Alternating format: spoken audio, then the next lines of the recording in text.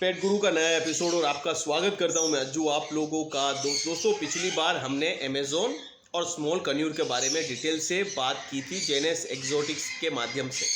आज हम अभी भारत का सबसे फेवरेट बर्ड कोकाटेल के बारे में बात करेंगे। सब कुछ सारी जानकारी आपको डिटेल में मैं बताने वाला हूं। तो हमने बड़े बर्ड्स के बारे में बात कर ली, तो जेनेस भाई के पास फिर से आए हैं बिकॉज कोकाटेल के बारे में काफ़ी लोग जानना चाहते हैं।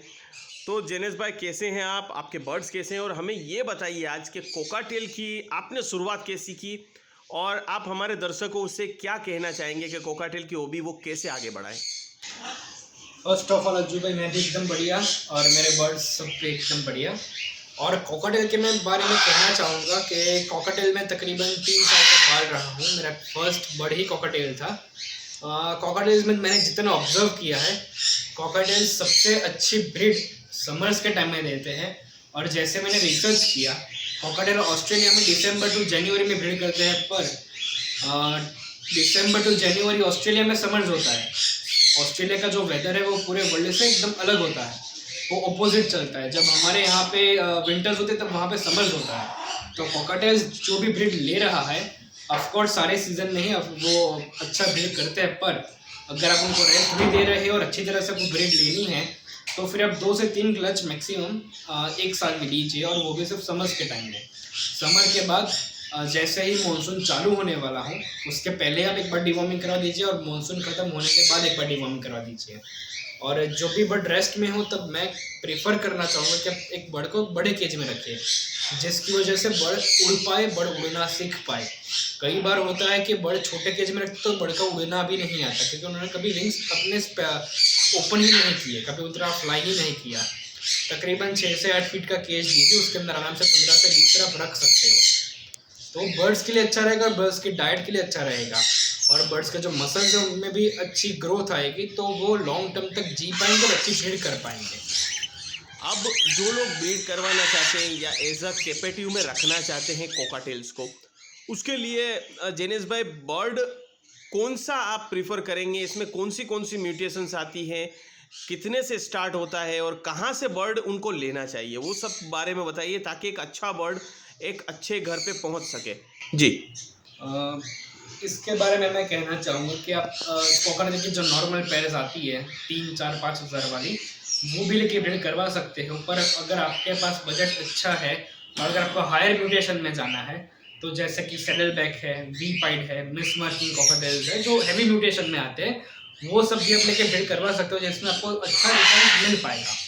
ये मैं क्यों कह रहा हूँ, क्योंकि आप अगर 15 से 17 हज़ार की अच्छी पेयर्स आती है ऐसे मार्किंग में, आप वो पैर लेंगे और उसके जो बच्चे आएंगे वो अराउंड आप एक बच्चा, मैं कह रहा हूँ अच्छी मार्किंग नहीं आ रही तो भी आप 3 से 5 हज़ार में आराम से बेच सकते हो। वो 3 से 5 हज़ार में बुरी मार्किंग वाला भी बच्चा इजीली सेल हो सकता है।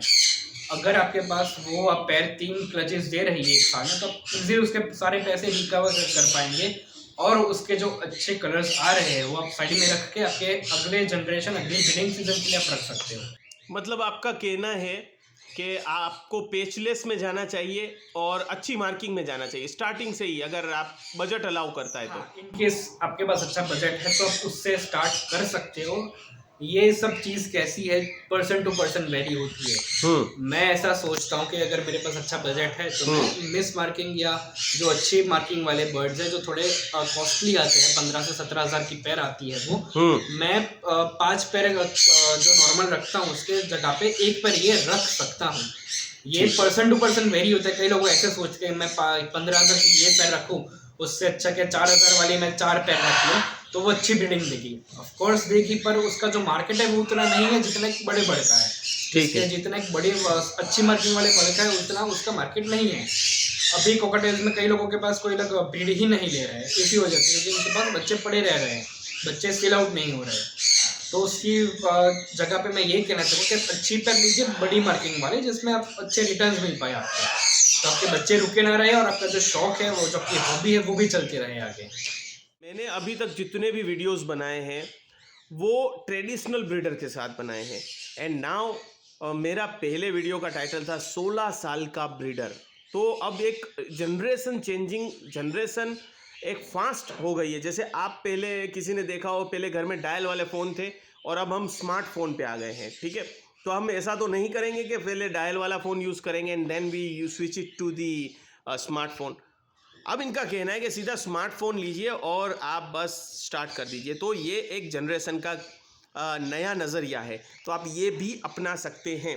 तो अब इनके पास एक्सपीरियंस के बारे में दोस्तों जानते हैं कि अगर पैचलेस कोकाटेल लाते हैं तो अब आपको उसकी क्या बेसिक रिक्वायरमेंट होगी। केज, ब्रीडिंग केज के साथ साथ ब्रीडिंग बॉक्स और डाइट प्लान खास करके बताइए, और गलतियां जो मिस्टेक लोग कर रहे हैं वो भी बताइए, और उस क्या नहीं करना है वो भी बताइए। देखिए, ब्रीडिंग में मैं कहना चाहूँगा कि आप अगर एक पैचलेस पेट ले रहे हो, फर्स्ट ऑफ ऑल उसमें फर्टिलिटी रेट्स में बहुत डिफरेंस आएगा। नॉर्मल जो पैच वाली पेट्स है उसमें तकरीबन 5 से 6 वो ले करते हैं यूजुअली, और उसमें से 3 से 4 बच्चे आराम से बड़े हो जाते हैं, कोई अच्छी पेयर हो तो। कोकोटेल्स उतने अच्छे पेरेंट नहीं होते तो भी 3-4 बच्चे बड़े कर लेते हैं। पर पैचलेस में मैंने इतना ऑब्जर्व किया है कि अगर आप एक अल्बाइनो की पेयर कर रहे हो तो उसमें आप 4 से 5 एग ही एक्सपेक्ट कर सकते हो, और उसमें भी आप 2 या 3 बच्चे मैक्सिमम। कई बार तो मैंने ऑब्जर्व किया कि एक ही बच्चा बड़ा होता है हेल्दीली, बाकी कोई बच्चे हैच होते हैं 1 वीक के तक भी होते हैं, बट उसके बाद पैर फीड करा नहीं पड़ते, और पैर फीड कराती है तो भी बच्चे मर जाते हैं। बच्चे मरते उनके कई रीजंस हो सकते हैं। फर्स्ट ऑफ ऑल आपका नेस्ट बॉक्स भी डर्टी हो सकता है। नेस्ट बॉक्स को आपको जब बच्चे होते हैं आप रेगुलर बेसिस पे चेक करना है। रेगुलर बेसिस मतलब एक दिन में 2 बार, सुबह आप जब दाना डालो या आप सॉफ्ट फूड दे रहे हो तब भी, और अब जब शाम को सीड्स दे रहे हो तो फिर शाम को सब कुछ निकाल रहे हो तभी भी नेस्ट बॉक्स चेक करना बहुत ही इंपॉर्टेंट होता है। बिकॉज कई बार क्या होता है, अंदर जो इंसेक्ट होते हैं जो बच्चों के चेस्ट पे उनके ब्लड सक करते हैं, उसकी वजह से बच्चा 6 से 7 घंटे में ही मर जाता है। आप अगर उसको ऑब्जर्व ही नहीं करोगे तो आपको पता ही नहीं चलेगा कैसा कुछ नेस्ट बॉक्स में हो रहा है। इसीलिए आप एवरी 12-6 आवर्स जितना पॉसिबल हो सके उतना बच्चे को ऑब्जर्व करना चाहिए, तो जो बच्चा है वो कोई अननोन बीमारी से मर ना सके। ठीक है, आप जितना केयरफुल रहेंगे बड़ उतना ही अच्छा ब्रीड करेंगे। और केज साइज क्या आप प्रीफर करते हो और आप दे रहे हैं?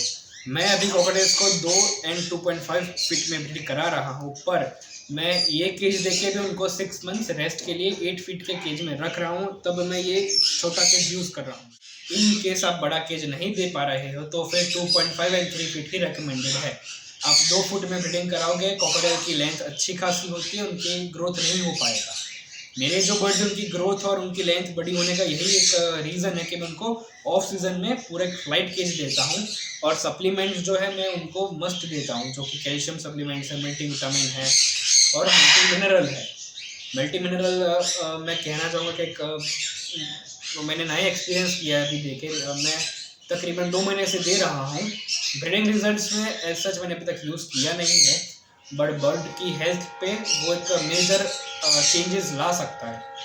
तो अगर आप बर्ड्स रख रहे हो तो अच्छी तरह से रखिए, अच्छे सप्लीमेंट्स लीजिए, अच्छा डाइट दीजिए, ताकि आपका बर्ड भी उसकी लाइफ एंजॉय कर सके। ब्रीडिंग बॉक्स की साइज़ मैं कहना चाहूँगा 12 इंच उसकी लेंथ होनी चाहिए, जो 10 इंच है वो उसकी विड्थ होनी चाहिए, और 10 इंच उसकी जो क्या कहते हैं हम डेप्थ होनी चाहिए। हाँ, डेप्थ होनी चाहिए 10 इंच की। ठीक है, हाँ, तो दोस्तों 10 बाय 10 का बेस होना चाहिए इन 10 शॉर्ट। बाय 10 का बेस आएगा उसका, और हाइट 12 इंच की हाइट आएगी। वो 10 इंच या 12 इंच हो फिर भी हाँ, चलती है। चलेगा, बट स्क्वायर बॉक्स मैं रेकमेंड नहीं करता। ओके, आप एक वर्टिकल बॉक्स लीजिए, वही एक बेटर ऑप्शन है। हॉरिजॉन्टल बॉक्स में क्या होता है, कई बार बर्ड जो है वो उसका होल तक नीचे तक कुतर देते हैं, तो उसके बाद जो छोटे बच्चे होते हैं वो बाहर गिर जाते हैं, गिर सकते हैं। यस, आप नोटिस करोगे तब तक वो बच्चा मर जाएगा, वो बच्चा ठंडी के कारण। तो आप एक वर्टिकल बॉक्स देना बहुत बेनिफिशियल है कि वो चीज़ आप बाईपास कर सकते हो कि भाई वो बर्ड जो है नीचे तक पहुंच ही नहीं पाएगा नेस्ट बॉक्स को कुतरते। सो एक वर्टिकल बॉक्स ही दीजिए। हॉरिजॉन्टल बॉक्स अच्छा है बट मैं रेकमेंड नहीं करता, बिकॉज मेरे ऐसा प्रीवियस एक्सपीरियंस हुआ है। अब डाइट में आप क्या देते हैं, आप क्या प्रिफरेबल करते हैं, और लोग क्या गलतियां कर रहे हैं डाइट में वो बताइए आप। जनरली मैंने जो देखा हुआ है, लोग जो है सॉफ्ट फूड देते हैं, बट सॉफ्ट फूड एक होल डाइट, एक पूरा डाइट नहीं है। सॉफ्ट फूड एक डाइट का पार्ट है, जैसे सीडमिक्स एक डाइट का पार्ट है। एक जो पूरा डाइट होता है वो different kinds of vegetables, fruits, soft food, sprouts and seed mix का एक होलसम होता है। आपको हर चीज़ हर इंटरवल पर कम कम क्वांटिटी में देनी है, जिससे आपका बर्ड सारा ही एक कंप्लीट डाइट एंजॉय कर पाए। कई लोग कहते हैं कि मेरा बर्ड सॉफ्ट फूड खाता ही नहीं है। उसका एक रीज़न है कि आपके बर्ड ने कभी सॉफ्ट फूड एक्सपीरियंस ही नहीं किया है। अगर आपको आपके बर्ड को नया फूड इंट्रोड्यूस करना है तो सबसे पहले उसके केज में रात को आपको सब कुछ निकाल लेना है, सीड मिक्स हो या वाटर का बाउल हो, और जब मॉर्निंग में आप फ्रेश वाटर बाउल दीजिए उसको, तब उसको एक नया चीज़ दीजिए जैसे कि सॉफ्ट फूड है। ये धीरे धीरे उसको हैबिट पड़ेगी कि मुझे सॉफ्ट फूड खाना है, कैसे खाना है और उसको क्या क्या चीज़ पसंद है। कई लोग ऐसा कहते हैं कि सॉफ्ट फूड या सीड मिक्स में मेरा बढ़िया सिर्फ एक पर्टिकुलर चीज़ ही खा रहा है, तो उसके लिए आप एक कम क्वांटिटी में दीजिए, जिसके हिसाब से वो ऑफकोर्स पहले ही खाएगा। जैसे मिलेट्स हम देते हैं सीड मिक्स में, तो कई लोग कहते हैं कि मेरा बर्ड सिर्फ मिलेट ही खाता है, पैडी है, धान है, ये सब खाता ही नहीं है। तो फिर कम क्वांटिटी में दीजिए जिससे वो मिलेट्स भी खाएगा, मिलेट्स ख़त्म हो जाएगा उसके बाद तो पैडी, धान और सनफ्लावर पर भी आएगा। एक होल डाइट होना चाहिए जिससे आपका बर्ड हेल्दी रह पाए और उसके अंदर न्यूट्रिशन की कमी ना हो। और मैं एक टाइप का, मेरे पास 2 टाइप का सॉफ्ट फूड्स हैं, मैं एक टाइप का सॉफ्ट फूड एक दिन को देता हूँ ताकि दूसरे दिन बर्ड बोर ना हो जाए सॉफ्ट फूड से। बर्ड को भी डाइट में अलग लगना चाहिए कि मुझे तो 2 किस्म के सॉफ्ट फूड आप यूज़ करते हैं? 2 किस्म के सॉफ्ट फूड रखता हूँ। ठीक है। और सॉफ्ट फूड आपके पास अवेलेबल हो जाएगा अगर किसी को हेल्प चाहिए तो? हाँ जी, मेरे पास सॉफ्ट फूड रेडीमेड अवेलेबल होता है, इन केस डिलीवरी करवा देंगे आप? हाँ, डिलीवरी भी हो जाएगी पूरे इंडिया में, कुरियर। ठीक है। और साथ में सीड मिक्स भी आप कोई भी बर्ड के सजेशन में आप देंगे? मैं मकाऊ से फिंचेस तक के सारे ही अलग अलग सीड मिक्स खुद ही बनाता हूँ। इन केस किसी को चाहिए तो मैं ऑर्डर पर कोई भी स्टेट या कोई भी सिटी में डिलीवर कर सकता हूँ। तो दोस्तों ये काफ़ी आपके लिए आसानी हो जाएगी कि आप लोग जेनेस भाई को कांटेक्ट करिए और बात भी कर लीजिए और हेल्पफुल हो जाएगा आपके लिए सीड मिक्स वगैरह। तो ये आप डाइट फॉलो करवाते हैं। और फ्रूट वगैरह कुछ देते हैं आप? मैं फ्रूट्स वेजिटेबल्स देता हूँ, बट मैं कहना चाहूँगा कि फ्रूट्स एकदम लिमिटेड क्वान्टिटी में होना चाहिए, या तो फिर आप फ्रूट जो दे रहे हो वो राइप नहीं होना चाहिए, पका हुआ नहीं होना चाहिए। ओके। फ्रूट जो है कच्चा दीजिए बर्ड्स को, क्योंकि जैसे एक फ्रूट पक जाता है उसके अंदर शुगर की जो क्वांटिटी होती है वो बढ़ जाती है। बर्ड्स के लिए उतना शुगर चाहिए ही नहीं। जो शुगर ज़्यादा हम कंज्यूम करते हैं वो हमारे लिए भी उतना बेनिफिशियल नहीं है। और बर्ड्स के लिए वो जंगल में भी फ्रूट्स खाते हैं तो पके हुए फ्रूट्स कभी नहीं खाते, वो पकने का वेट ही नहीं करते, वो कच्चे फ्रूट्स ही खा जाते हैं। ठीक है। इसमें शुगर की क्वांटिटी उतनी होती ही नहीं है। और फ्रूट में आप कोकाटेल के लिए कौन से फ्रूट यूज़ करते हैं और उसको कौन से फॉर्म में देते हैं? मतलब चॉप करके, स्मैश करके, या फिर बड़ा बड़ा काट के? कैसे? काफ़ी हमारे दर्शक जो है नए हैं उनके लिए भी हम एपिसोड में कुछ ऐड करना चाहते हैं। मैं कोकाटेल्स को फ्रूट की बात करें तो पपाया है, एप्पल है, दूसरे सारे ही सीजनल फ्रूट्स हैं, जैसे वाटरमेलन है, मैं समर में वाटरमेलन देता हूँ, उसमें वाटर कंटेंट काफ़ी अच्छा होता है। कई बार कई लोग मुझे कहते हैं कि मेरे बर्ड्स जो समर में है वो डिहाइड्रेशन से ज़मीन पे बैठना शुरू कर देते हैं या फिर मर जाता है। तो उसके लिए मैं कहना चाहूँगा कि आप पानी तो रख ही रहे हो, बट उसके लिए आप एक वाटरमेलन है, पपाया है, जिसमें वाटर कंटेंट काफ़ी अच्छा होता है बर्ड्स के लिए, आप वो उसको दीजिए। और वो इजी टू च्यू भी है उनके लिए? टू च्यू भी, और उसके अंदर फाइबर बहुत अच्छा होता है। अच्छा, तो दे सकते हैं, मतलब मीठा फल है फिर भी दे सकते हैं। हाँ, वो समर के स्पेसिफिक समर में, और वो भी हफ्ते में 1-2 बार? हाँ, हफ्ते में 1-2 बार इनफ है। ठीक है। और जैसे समर में दूसरे बर्ड्स को मैं शुगर केन देता हूँ। अच्छा। हाँ, कोकाटेल को नहीं देते? नहीं, कोकाटेल नहीं खा सकता बिकॉज वो बहुत हार्ड होता है शुगर केन। ओके। जो सन कॉर्नियर है, मकाऊ है, अमेज़न है, जिन लोगों की बीक थोड़ी स्ट्रांग होती है, पकड़ स्ट्रांग होती है, वो लोग यूजुअली खा सकते हैं। ओके। और कौन सा फूड दे सकेंगे? जैसे पोमोग्रेनेट है वो दे सकते हैं, या गुआवा, जामफल है वो दे सकते हैं? मैं नहीं देता, अभी तक मैंने दिया नहीं है कोकाटेल को। कोकाटेल को नहीं दिया अभी तक। ठीक है। मैं सन कॉर्नियर को देता हूँ फीडिंग बाउल्स में, वो लोग खाते हैं नहीं खाते ऐसा है, प्लस माइनस है। ठीक है। और पोमोग्रेनेट में अभी तक उतना एक्सपीरियंस किया नहीं हूँ, बट आप दे सकते हो उसके अंदर। और गुआवा काफ़ी मैंने ब्रीडर को यूज़ करते हुए देखा है। गुआवा एक बहुत बेनिफिशियल चीज़ है अकॉर्डिंग टू, हम न्यूट्रिशन की बात है, न्यूट्रिशन वैल्यू। तो आप देते हैं उसको? कोकाटेल को मैं देता हूँ, कोकाटेल्स को भी देता हूँ। तो ये फॉर्म कैसे आप देते हैं? ये जो फ्रूट्स है वो मतलब पीस काट के दे देते हैं या आप उसको स्मैश कर देते हैं? नहीं, मैं लॉन्ग स्लाइसेस, मतलब जो हम छीलते हैं, मैं लॉन्ग स्लाइस देता हूँ। अच्छा। जिससे वो केज के नीचे भी ना गिर जाए और ओके। वो आराम से एंजॉय कर पाए। ओके, मतलब बड़ा सा टुकड़ा, एक लंबा सा स्लाइस काट के रख देते हैं स्लाइस देता हूँ जिससे वो उसको मतलब कुरत के खा सके। हाँ जी, हाँ जी। ठीक है। गुआवा स्पेसिफिकली बात करें तो उसके अंदर जो सीड्स होते हैं वो बर्ड्स को काफी पसंद आते हैं। ओके, इसकी वजह से बर्ड्स गुआवा को काफी पसंद करते हैं। ठीक है। तो दोस्तों ये आज के एपिसोड को हम यहीं पर समाप्त करेंगे और आपसे आज्ञा लेना चाहेंगे, क्योंकि यहाँ पर diet, breeding cage, breeding box, सारी इन्फॉर्मेशन बेसिक हो गई कि कैसे बर्ड खरीदे, कौन सा बेनिफिट वाला है। तो ये एपिसोड काफ़ी लंबा हो गया।